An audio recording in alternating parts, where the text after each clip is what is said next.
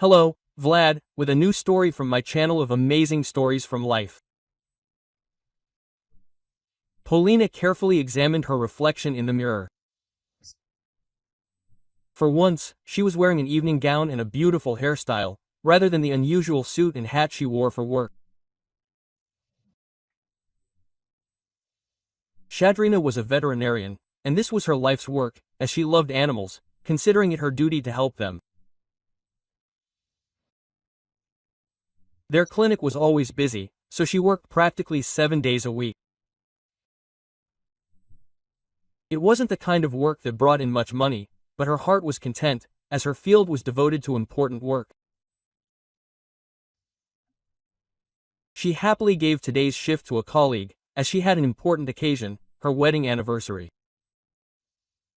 Just think.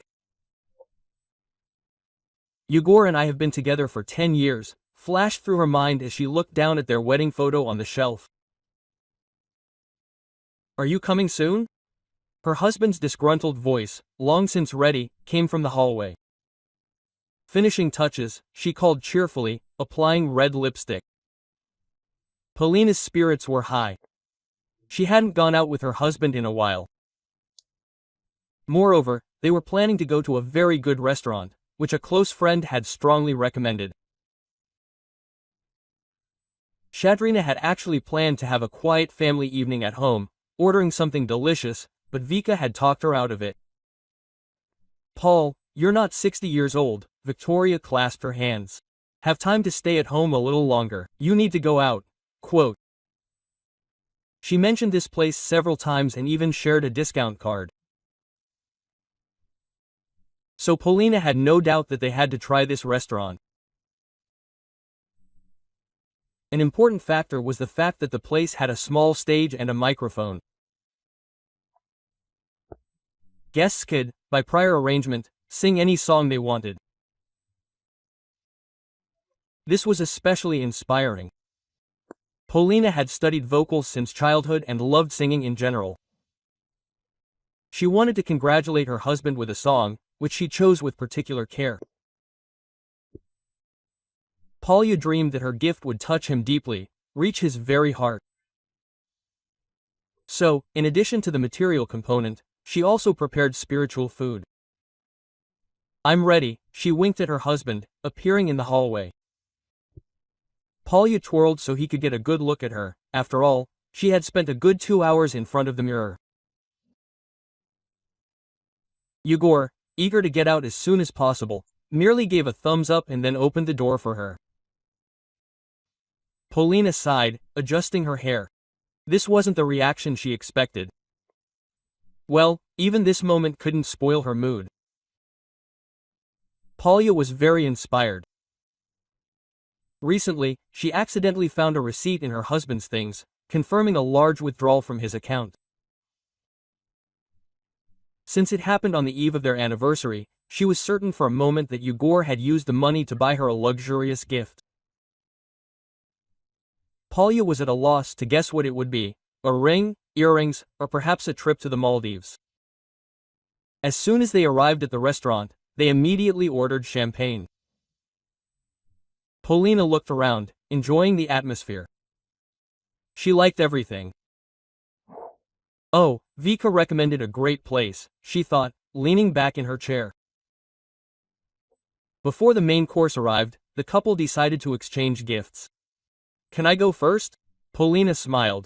Yegor nodded. Her gift consisted of 2 parts. She was going to give the first one right away, and the second was supposed to be a surprise later in the evening. They say that lovers don't notice watches, so I decided to give it to you. Polina smiled broadly, handing him a box neatly tied with a bow. It was a watch for which she had been saving half of her salary for almost a year. She really wanted to please her husband, who loved such things.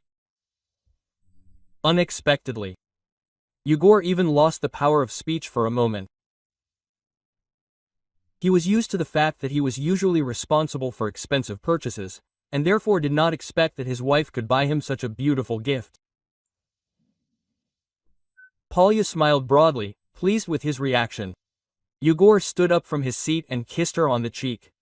Quote, "Well, my turn," the man said, pulling a small box with an anniversary from his jacket pocket. Polina felt her heart skip a beat. She opened her gift with great trepidation, already imagining how happy it would make her. However, expectations diverged too much from reality. Instead of an expensive piece of jewelry, she saw costume jewelry, the price of which barely reached up to 1,000. Polina was perplexed, as she'd been expecting something more meaningful. Their anniversary was so special. All her emotions immediately showed on her face. However, her husband seemed oblivious. He fidgeted constantly, looking off to the side. Yegor's thoughts were clearly far removed from his wife and their shared celebration. Polina swallowed her resentment, deciding not to ruin the evening. A glimmer of hope lingered in her soul that perhaps this wouldn't be his last gift. Quote, "Let's drink to us," Polina suggested. But Yegor had turned away again. Quote, "Hey, can you even hear me?" She lightly tapped him on the arm, getting his attention. Her husband cleared his throat and adjusted his collar. "Sorry," he shook his head a little, "for us." However, after a couple of minutes, his gaze darted away from her again. Polina was telling how a couple of days ago she and her colleagues had pulled a young Doberman back from the brink of death. Almost all the veterinarians had given up on the poor dog, but their clinic had taken a big risk, which, fortunately, had paid off. This story had greatly impressed her, so she hastened to share it with her husband. Faced with a complete lack of interest on his part, Polina fell silent. Following her husband's gaze, she saw a young, attractive waitress. She had a pretty face, curls falling over it, and a flirty neckline that attracted the attention of many guests. Polya shook his head. Even on such a day, he couldn't control his nature. Well, at least he should have been ashamed. To redirect his interest, Polina took her husband's hand in hers. "I want to give you something else," she smiled and looked towards the stage. "Now look and listen only to me." Yegor sighed heavily. He considered his wife's passion for singing to be childish babble that was long overdue for leaving in the past. The man was certain that professional artists should sing, and amateurs had no place on stage. Seeing the attractive stranger approaching the stage, many guests began to applaud, showing her support. Yegor was not among them. Shadran patiently waited for the end of the performance that had suddenly popped into his wife's head. Polina began to sing. She chose an incredibly tender and sensual song, with which she wanted to express all her love. When she finished the first verse, some of the women cried. All this time, Polina looked at Yegor, but when the moment for the chorus came, her gaze accidentally shifted to the unfamiliar man. He stood leaning against the wall and also listened to her attentively. He had light blue, almost glassy eyes, which were impossible to tear yourself away from. But suddenly the stranger began to rub his eyes, temples, and for a few moments he began to sink against the wall and soon lost consciousness, falling straight to the floor. A commotion broke out in the hall. Polina fell silent, not having time to move on to the second verse. Anxiety began to arise in her soul. Quote, "There's a doctor here," someone's excited voice rang out, and Polina came to. Although she specialized in treating animals, she was also capable of providing first aid to a person. She jumped off the stage with lightning speed and was next to him, carefully laying the man's head on her lap. It turned out that he was conscious, but something was preventing him from breathing. His body shuddered every now and then until all the air disappeared from his lungs. Their gazes met again. Polina felt uneasy. The life was literally leaking from his eyes. She needed to act quickly. He has asphyxia, she said tensely. Give me a pen. His companions exchanged puzzled glances. Their comrade was now choking, and this woman was demanding a pen. Why? Come on! Polina shouted. One of the men at the table pulled a notebook from his suitcase and, with trembling hands, pulled out a pen. Hold on, everything will be fine, Polya said, turning to the patient. Anna pulled the steel out in one motion and, holding her breath, raised her hand, then pierced her throat with the pen to create an artificial opening in the trachea that would allow breathing. Several people screamed, and the man finally stopped shaking and began to breathe. By that time, the doctors, summoned by one of the concerned visitors, arrived. You did a great job, the doctor said respectfully. You performed a tracheotomy beyond all praise. Usually people's hands shake, and you're not a colleague by any chance. While Polina was talking to the medic, she noticed her husband out of the corner of her eye. He was still sitting at the table. Only now his body was half-turned, and his gaze was fixed on the same waitress. She was responding to him with some gestures. Polina frowned. What was going on between them? Taking a closer look at the girl named Alicia, she saw that she herself was feeling unwell. Sweat was forming on her forehead, which she constantly wiped with a napkin. Alicia swayed strangely, placing her hand first on her stomach, then on her chest. Her first thought was that the girl was most likely pregnant. Having finished talking with the doctor, Polina began to move closer to her, while the waitress moved away. She felt even worse and ran to the restroom. Ushadrina no longer had any doubts about her condition. When she came out of the restroom, she almost bumped into Yegor. Let's get out of here, her husband suggested. Looks like there's nothing else to do here. Polina sighed heavily. Yegor was right. Their evening was hopelessly ruined. I'll just grab my purse, Polina said. Yegor went outside to call a taxi. She was about to leave too, when the manager came out to thank her for her prompt assistance. I didn't do anything wrong, Polina dismissed. Anyone in my place would have done the same. While they were talking, the waitress reappeared. Vito was looking disheveled, but she continued working anyway. Alicia approached the table where the injured man was sitting. So, you were the one serving him? Shadrina mentally noted, folding her arms across her chest. Home. The couple returned late. Yegor went straight to bed. Polya, however, couldn't calm down, so she settled into the kitchen with herbal tea. She was terribly upset that the evening she had been looking forward to for almost a year had ended so disgustingly. It was a fiasco on all fronts, from the cheap gift she hadn't even deigned to take out of her bag to the incident with the stranger and the strange waitress. Polya rubbed her eyes tiredly. Quote, and this was supposed to be the best evening in recent days, she muttered to herself, finishing her tea.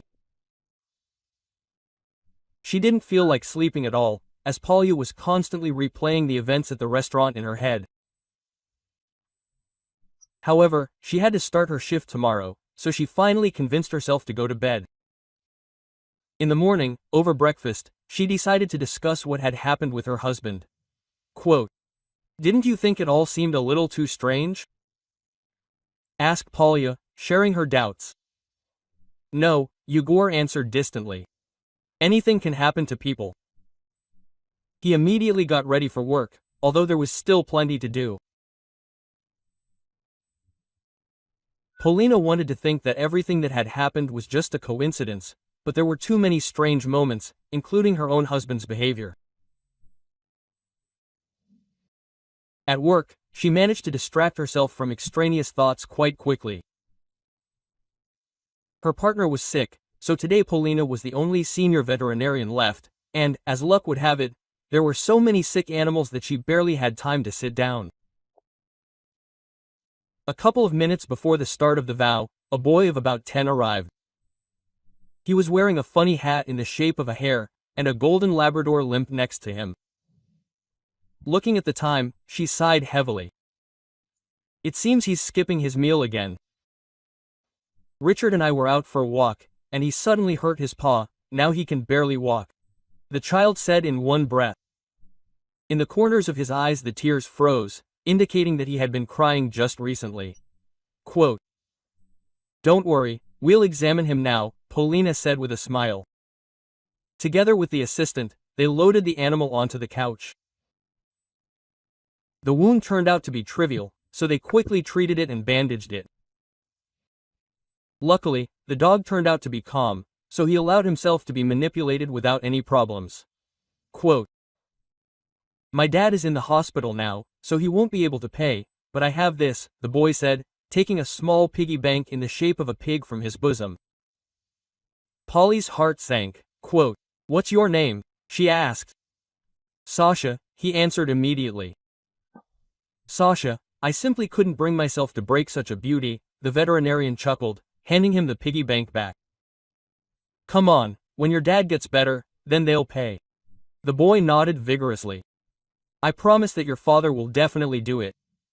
He felt ill yesterday in the restaurant," he explained, "when he came there for negotiations." Polina frowned. She didn't believe in such coincidences. When the ambulance took the injured man away, one of the people at the table mentioned his last name. And now she began to strain her memory to recall it. Quote, "And your dad's last name isn't Streltsov by any chance?" she clarified. "Yes, and how do you know?" Sasha's eyes widened in surprise. Polina joked that she knew absolutely everything, although she herself was shocked by such an unexpected turn of events. "And I didn't even ask what would happen to him now," Polina shook her head. Her husband and the waitress had captured her attention so much that she completely forgot about the victim. Sasha turned out to be sociable, so in a couple of minutes he told her almost his entire life story. His father's name was Alexei. He owned his own business, and he and his wife adopted Sasha 5 years ago. But soon the stepmother realized she didn't want to raise someone else's child and left the family. "First I visited Dad, and then I went for a walk with Richard," the boy continued. "And how is he feeling?" Polina asked. "He says he's fine," the boy replied. She only shrugged. Parents rarely talk when they're feeling bad, so their children don't worry. Polina sincerely sympathized with the businessman. According to his son, he was a good man. After work, she even decided to stop by to check on his health herself. After all, she had helped him yesterday and now she was involved in his condition. Getting into Streltsov's room turned out to be quite difficult. 2 imposing security guards were on duty at the entrance, their appearance not at all inspiring friendliness. "Last name?" one of them asked curtly. "Shadrina," looking him boldly in the eye, answered Polina. "There's been someone like that before," the guard frowned, looking her intently. Polina shrugged, as if to say she didn't know anything, maybe he had the same last name. Inside, everything turned upside down, for she didn't doubt for a second that they were talking about her husband. But why had he come to the hospital? A few minutes later, they finally let her in. Alexei was lying on the bed, but when Polina appeared, he sat up to get a better look. "I wanted to introduce myself, but the man beat her to it." "I remember you," the businessman said. "You're the singer who saved my life. I'm so grateful to you." She felt those glassy eyes on her again.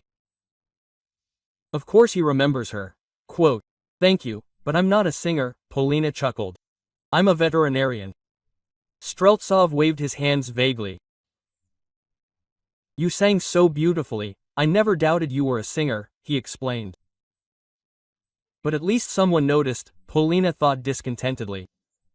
After all, the recipient of her song remained indifferent, not reacting to her gift in any way. She was still angry with her husband for this, although she hadn't said anything to his face. The businessman's throat was bandaged. Polina looked at her work with pride. Quote, "Don't worry about that, by the way," she said. "The scar will heal soon." Streltsov merely waved his hand. The wound seemed not to bother him at all. Polina told him that she had managed to meet his son and their pet.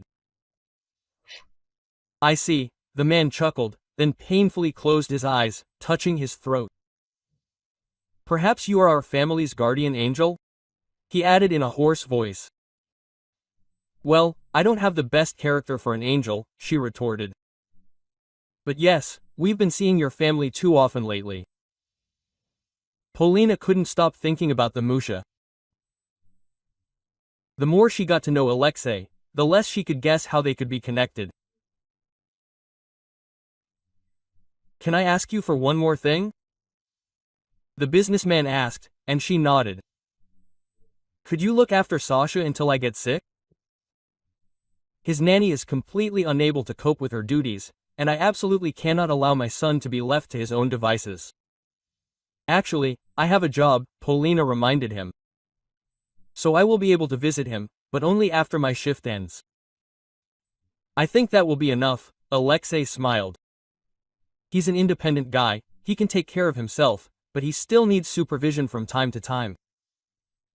And someone he can confide in. His previous nanny couldn't get along with him, but I'm sure you won't have that problem. And don't worry, I'll fully compensate you for your time." Polina resolutely refused the money. She was ready to spend time with the child for his own sake, not for a reward. She liked Sasha. She wanted a son as kind and intelligent as him. Quote, "By the way, I also have a question," Polya began hesitantly. "What's your connection with Yegor Shadrin?" This question had been bothering her from the very beginning, so she finally decided to ask point blank. The once friendly businessman darkened and was already looking at her from under his brows. Quote, "Why are you asking?" Alexei answered with a question. "He's my husband," Polina admitted honestly. "And I know he was here some time ago." Streltsov sighed. He explained that he led an audit team that, at the request of the secret services, audited the financial activities of various companies. A few months ago, they received a similar request regarding Yegor, so he and a group of colleagues under his command took Shadrin's firm seriously. Quote, "Your husband is suspected of financial collusion with other companies," Streltsov explained. 6 months ago, a document freezing raw material prices for the next year was signed at a general forum. Everyone signed it, including your husband. However, recently it has become clear that not everyone is complying with their obligations. And, as you understand, Yegor is among them. Polina had a vague idea of what was being discussed. Her husband never shared the details of his work with her. Quote, "I earn money, and you don't need to know more," he always replied. It was worth approaching him with questions regarding his case. She frowned, considering what she had heard. Quote, "And what are the consequences of this violation?" Polina asked tensely. It was obvious Streltsov was reluctant to share information with her. The businessman couldn't stand her husband. He believed such people should be in prison.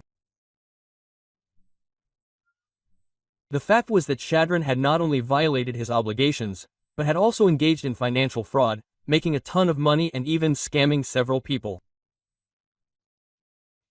Alexei, however, was eager to put an end to it. Quote, "To answer your question, I must return to work," the businessman tried to deflect the topic. "And, as you can see, I am here." Polya sighed. "Well, I wish you a speedy recovery," she said sincerely, approaching the door. "I have to go." "I hope to see you again," Alexei said. "Of course," the woman nodded.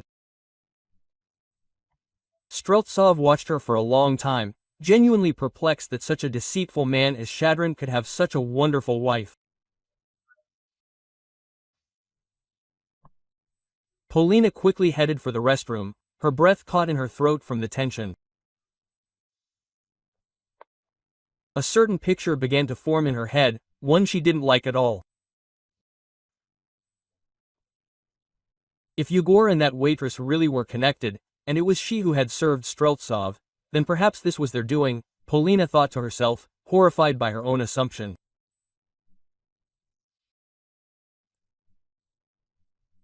Although Alexei hadn't commented on the reason for his stay at the clinic, she overheard the doctors talking about possible poisoning.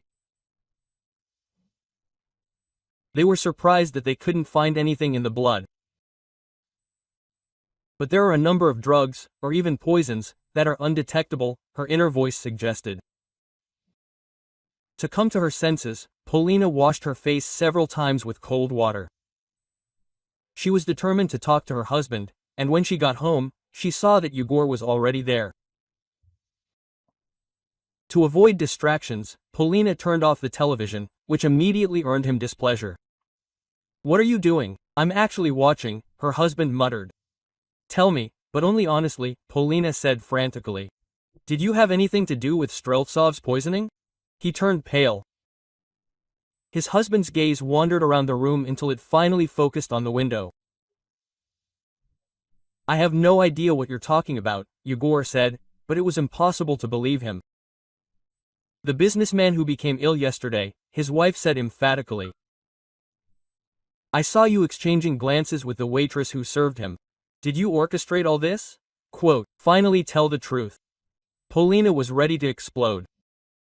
"The truth is, you're going crazy," Yegor answered rudely.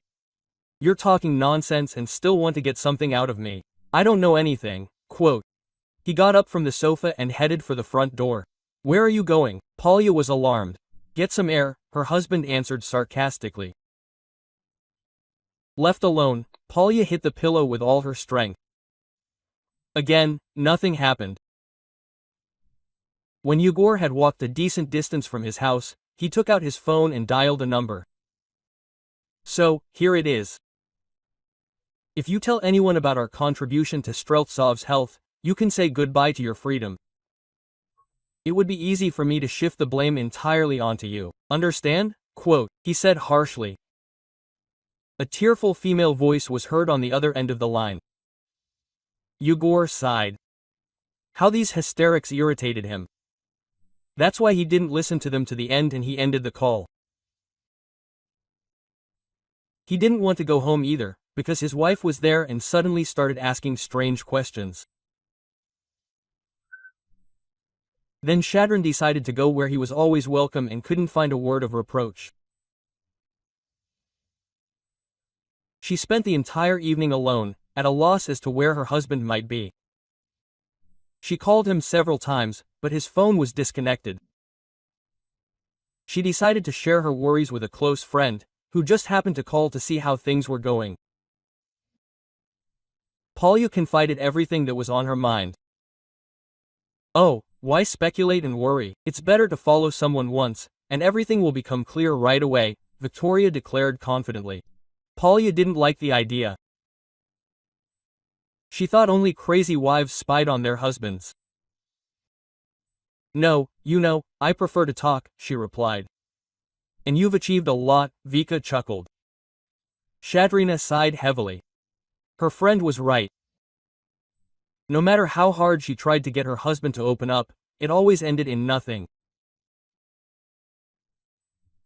He came home late again and again refused to talk to her, going straight to bed with the covers over his head. Polina realized she needed to change her approach, and the next day she finally decided to follow him, as Vika had advised. Her husband took her to that very restaurant.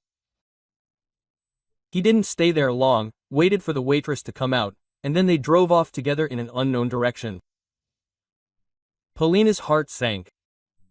Could they really be romantically involved? "Breathe, Polya, breathe. It's too early to jump to conclusions.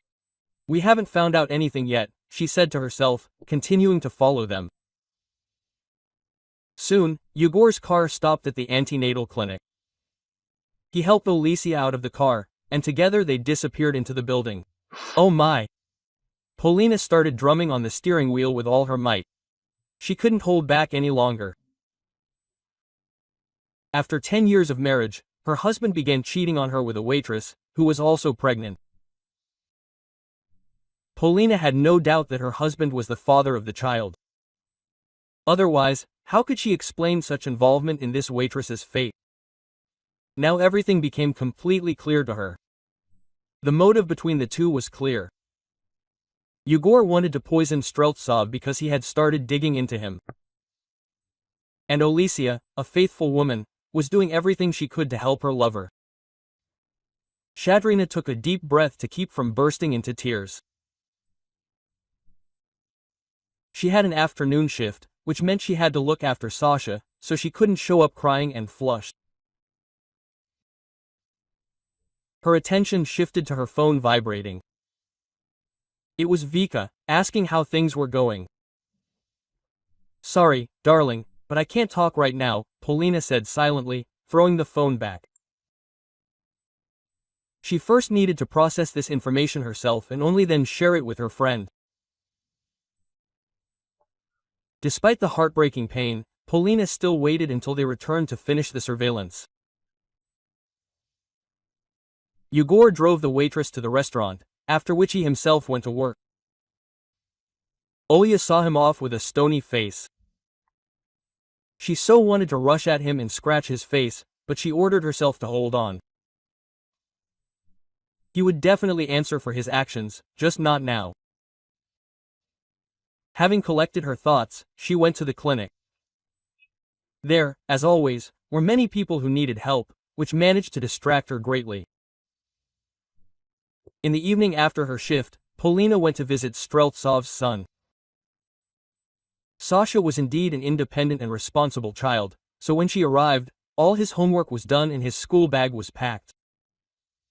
The boy had everything he needed. Perfect. However, Polina couldn't help but notice the sadness that filled his eyes. Quote, "What happened?" she asked sympathetically, touching his shoulder. "Nothing," the boy stated stubbornly. Polya smiled softly. Quote, "I can see you're upset about something. Well, if you don't want to tell me, that's your business, but I'll still stay close so you're not left alone with your sadness." They sat in silence for a couple more minutes until Sasha finally spoke. "And Dad will definitely come back." Tears began to gather in the corners of his eyes. Polina felt her own nose sting. It was such a touching question that she could have cried. Quote, "Of course," she answered immediately, "don't even doubt it. He'll get better a little, and you'll be together again." They said the same thing about Mom, too, the boy noted gloomily. Only she didn't come back. Polina sighed deeply. Everything turned out to be much more complicated than she thought. The child was worried about being abandoned again. He'd had that experience before, and he hadn't forgotten it. She pulled Sasha close and whispered in his ear, "Your daddy loves you more than anything in the world. That's why he asked me to look after you, because he's so worried." Although it took a while, Polina finally managed to convince the child that Daddy would be back soon. Sasha allowed herself to be put to bed, and she was able to go to that ill-fated restaurant where it all started. It was approaching midnight, but the establishment was still open. Polina went into the dining room and waited patiently. Only 2 waiters remained, and one of them was Olesya. Shadrina motioned for the girl to approach. Quote, "Good evening." So that the children would see who it was that was in front of her, Ali stopped short. "The truth, and you and my husband," Polina said sarcastically, glaring at her. The waitress began looking around in panic, as if searching for an escape route. Quote, "Don't even think about it," she warned Polya immediately. "If you try to leave now, I'll make such a fuss that you'll be fired on the spot." Upon hearing the news of her dismissal, Olesya immediately waved her hands. "Please, don't," she begged. I'll tell you everything, just don't ruin my reputation. They agreed to meet in half an hour, when the waitress's shift was over. Polina was waiting for her in her car. Quote, "Well, I'm listening carefully," she said as the waitress plopped down in the seat next to her. "It's not my fault. Yegor made me do it. I have no money to live on, so I had to do it," the woman began impulsively. "Wait, you mean to tell me he forced you to be with him for money?" Polina said, dumbfounded. "No, of course not," Alicia hastened to reply. "I'm talking about the poison they had to put in that man's coffee." It turned out that Yegor had contacted the waitress only 2 weeks ago. He'd learned that Alicia was in dire straits. Her would-be fiancé had dumped her right before the wedding and robbed her of everything, leaving her with literally nothing. The situation had gotten to the point where the poor bride couldn't even pay her rent. They even wanted to evict her. Yegor promised her a large sum if she helped poison Streltsov. Quote, "I couldn't refuse," Alicia continued, wiping away tears. "I could have lived on bread and water, but my baby needs so much. I committed this terrible act only for him." The realization that these two weren't lovers didn't make things any easier. Her husband continued to be a disgusting person, whom, as it turned out, she didn't know at all.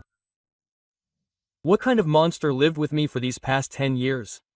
Quote, Polya wondered mentally. She felt genuinely sorry for the waitress. No girl deserved this. It's only natural that a mother would do anything for the well-being of her child, even despite the most terrible deeds. Are you going to turn me into the police now? Yes. The waitress was close to hysteria. Polya shook her head. She had no intention of harming this girl, who, it seemed, had suffered so much in her life. Quote, "I think you need to tell everything yourself," Polina said. "The truth will protect you when everything comes out. I don't hold a grudge against you, but I'm going to do everything to make sure Yegor gets what he deserves."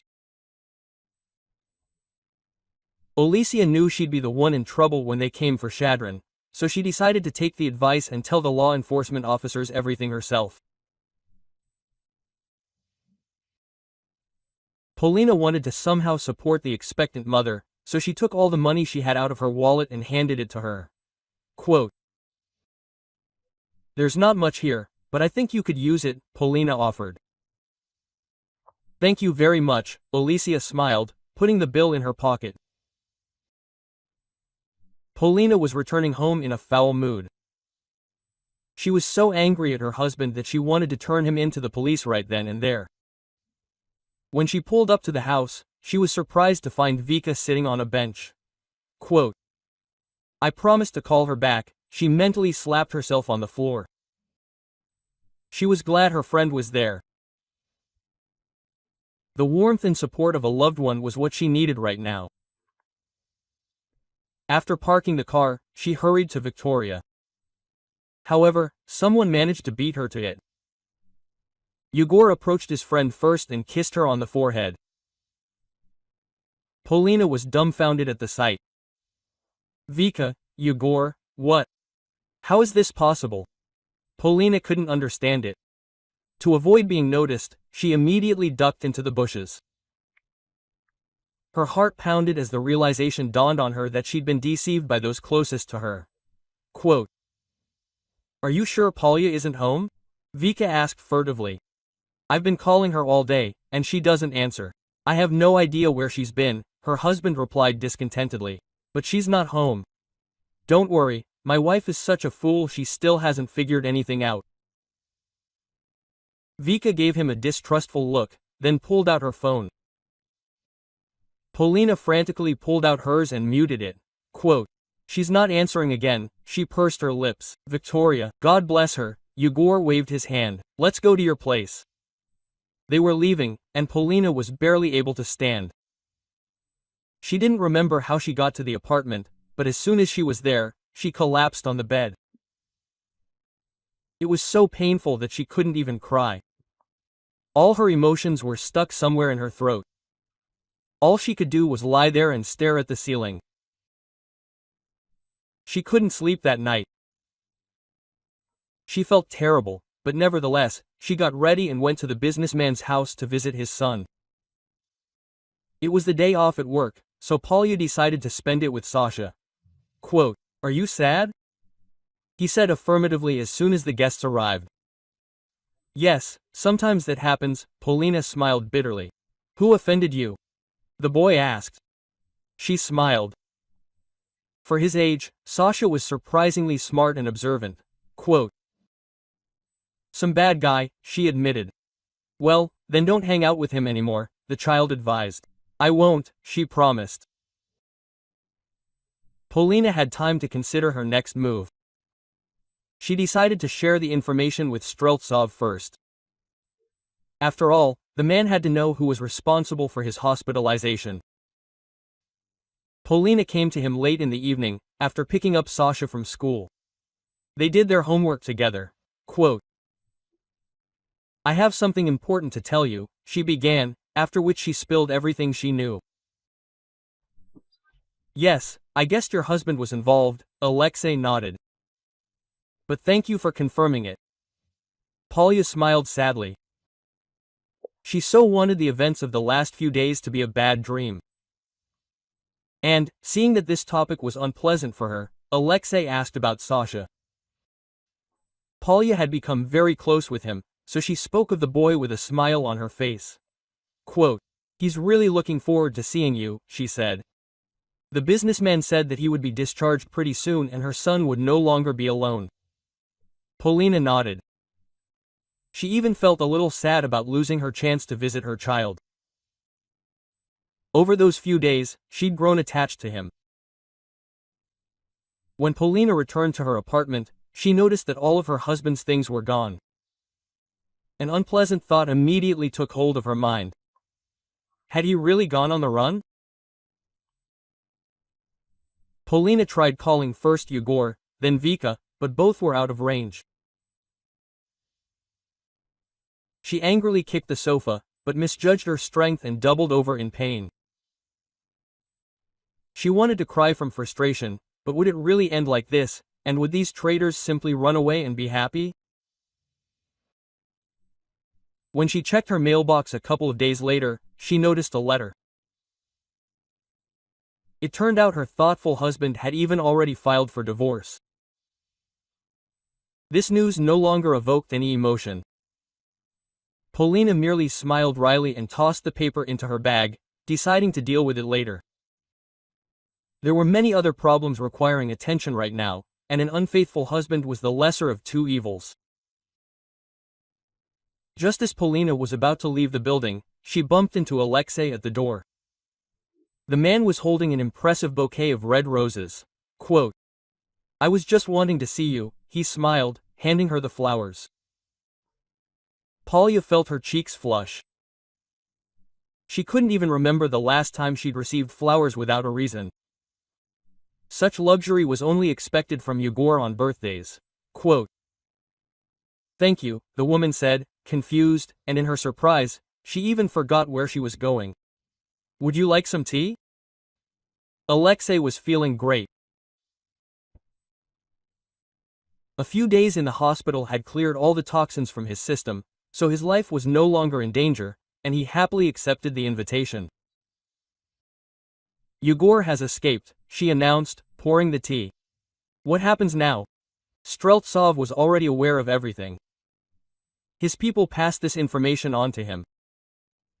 "Your husband's company will be transferred to another person, and the accounts will be frozen," the guest replied. Alexei looked at Polina carefully. He had not yet fully understood how she felt about her husband. She hugged herself with her arms, clearly feeling the tension. "I wanted Yegor to answer for all his actions. I can ask you a personal question." Struggling with himself, Streltsov still asked. She nodded. "Do you love your husband?" the businessman asked seriously, looking intently into her eyes. It seemed that his life, at the very least, depended on this answer. Polina even choked on her tea from surprise, expecting anything but this. She thought, because she herself did not fully understand what she was feeling now. On the one hand, she had been connected with Yegor for 10 long years of life. But on the other, in the last few weeks he had turned into such a monster that she was literally sick of this man. But is love really capable of ending like this? Is it really possible to cross it out with a couple of actions? Or maybe it all ended much earlier? Polina recalled her emotions during their anniversary celebration. It was complete disappointment. She had many high expectations back then, but none of them were met. The guest took her silence as an affirmative answer. His shoulders visibly slumped, and he got ready to leave. Answering your question, Polina came to her senses already at the door. No, I don't love Yegor, and it feels like I haven't for a very long time. Quote. Her words inspired the man. Then I won't say goodbye to you for long, the businessman winked. Alexei took her words as a gift. He knew that Polina had appeared in his life for a reason. This impulse had come to him the day he heard her enchanting voice. Even then, he wanted to get to know her. But he soon realized that Shadrina was gone. Then he saw the woman leaning over his face and trying to help. Despite the panic and pain, he continued to look at her, and she was saving his life. When Streltsov came to himself in the hospital, the first thing he remembered was her brown eyes. He was going to entrust his people with finding her, but she came to him herself. Polina helped him again, but this time she saved their beloved dog. Alexei had not entrusted his only son to Polina for nothing. He knew that she could be trusted with everything most precious. And now, having gotten to know her better, the businessman was determined to win this woman. Almost every day, Polina began to find bouquets of flowers under her door. Streltsov he never ceased to amaze her, always presenting something new. His careful treatment of her, as if she were his most precious treasure, soon captivated her. He loved her voice and asked her to sing for him, which Polina did with pleasure. And soon she became a free woman. Nothing further interfered with their relationship. Polina moved in with Alexei, and they began living as one family, raising Sasha together. The boy was captivated by his father's beloved. He also adored animals and wanted to become a veterinarian, just like Polina. Can I go to work with you today? Sasha kept asking. Sometimes, when there wasn't a big schedule, Polina agreed. At some point, she caught herself thinking that she was infinitely happy. She had a beloved man in her life who did everything for her, and a job where Polina always went with a sparkle in her eyes. However, one day, unexpected news came that their clinic was closing. The owner decided to sell the premises for other needs. And no matter how much Polina tried to convince him, it was all in vain. Soon, the veterinary clinic ceased to exist, and Polina and the other employees were left without their beloved place of work. This again greatly upset her. What's wrong with you? Alexei immediately noticed the change in her mood. Polina, usually cheerful and upbeat, was gloomier than a thundercloud today. When he learned everything, he breathed a sigh of relief. For a businessman, this was no problem at all. You know, I think it's all for the best, Alexei declared. And Polina couldn't believe what she heard. I want to say that you've long outgrown this position. You're an excellent specialist, and I think it's time to open your own clinic. Quote. Alexei was ready to shoulder all the financial costs, and he said so. Lyosha, this is such a big responsibility. Polina was initially taken aback. I don't think I'm ready for this. The man took her hands and kissed them one by one.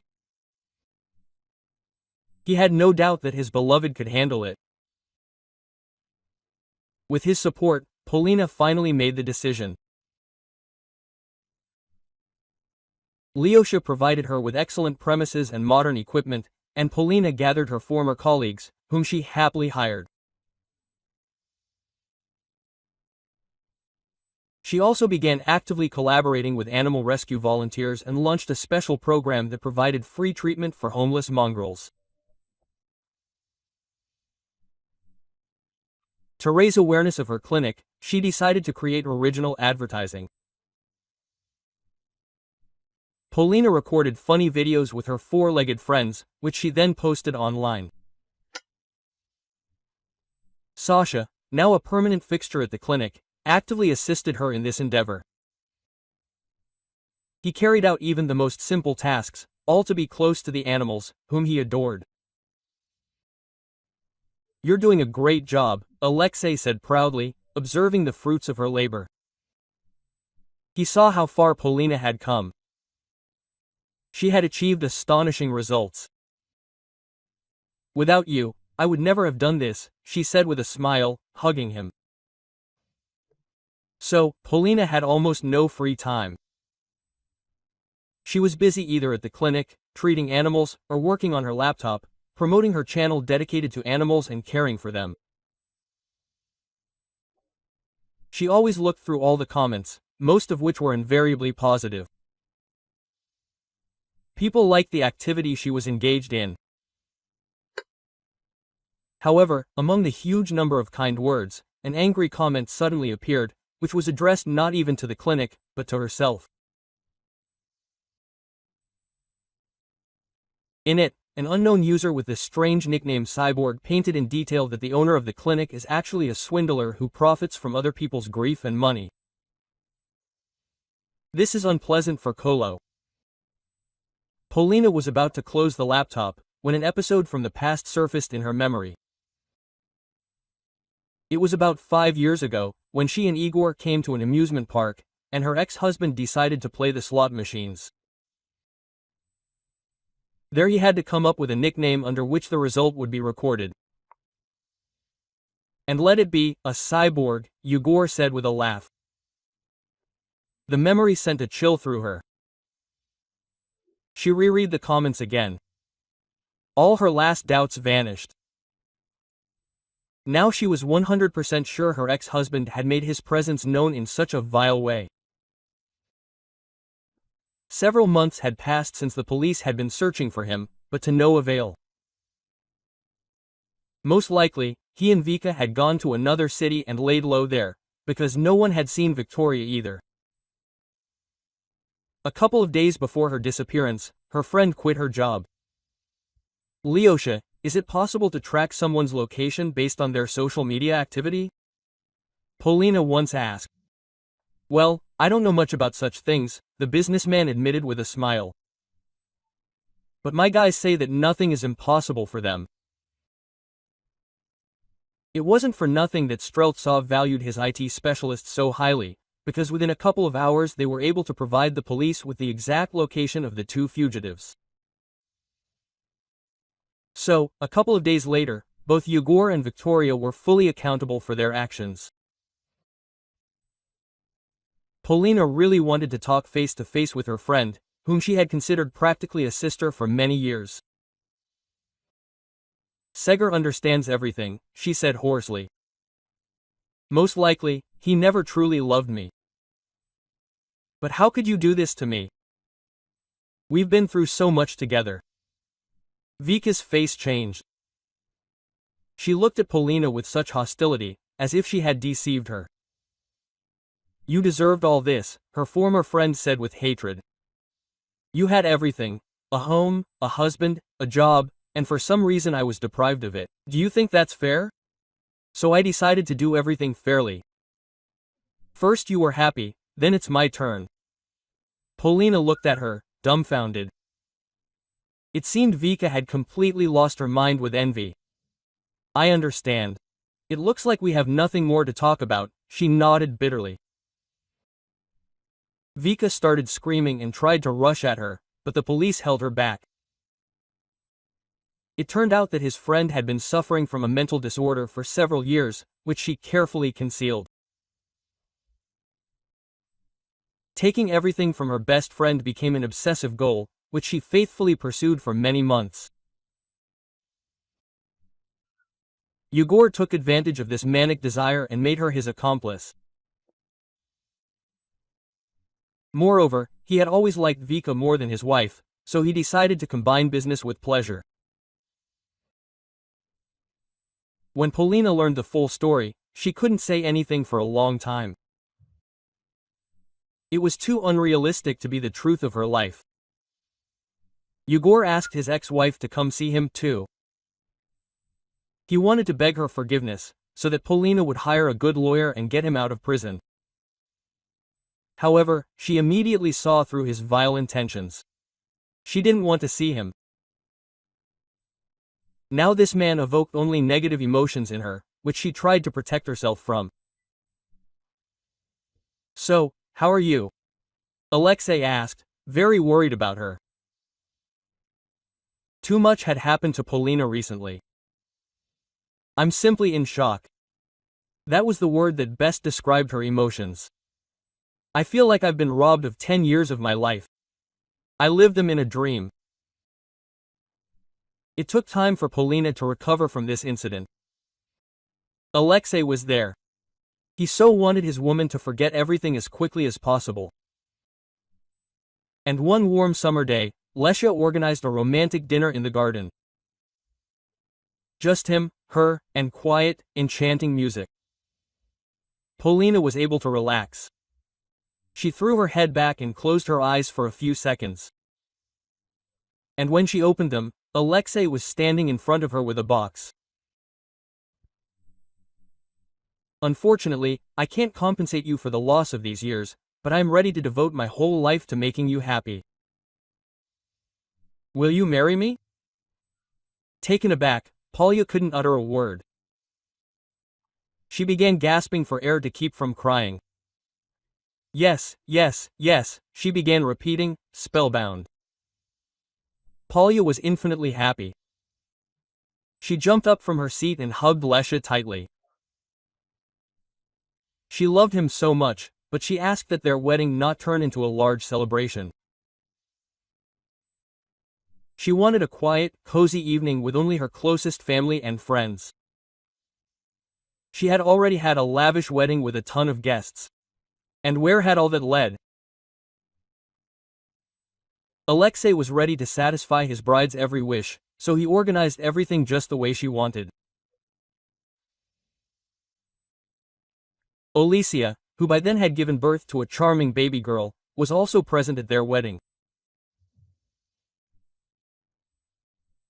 Polina hired her as an administrator, and now the young mother could provide for herself and her daughter independently.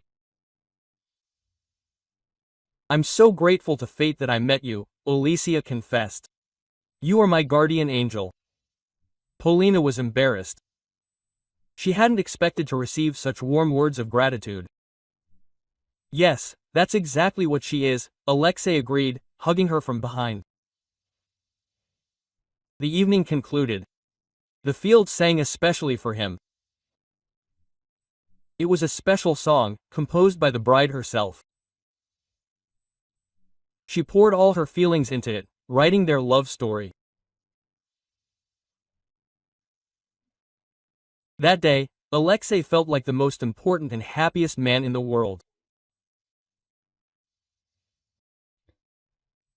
If you like the story, please support me with a thumbs up. It's just one action for you, but it means so much to me. Thank you, M.